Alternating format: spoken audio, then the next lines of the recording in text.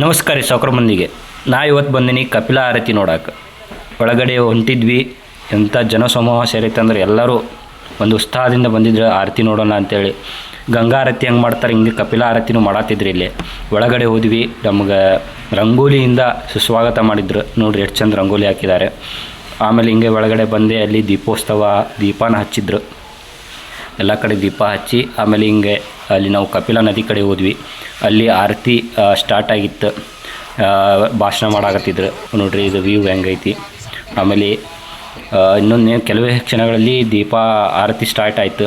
ನೋಡ್ರಿ ಸೇಮ್ ಗಂಗಾ ಆರತಿ ಹೆಂಗೆ ಮಾಡ್ತಾರೆ ಹಂಗೆ ಇಲ್ಲಿ ಈ ರೀತಿ ಮಾಡಿದರೆ ಭಾಳ ಖುಷಿ ಆಯ್ತು ನೋಡಿ ಕಪಿಲ ಆರತಿನ.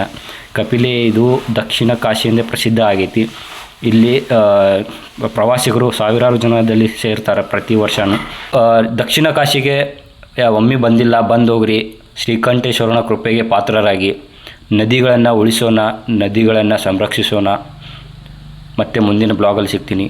ನಮಸ್ಕಾರ.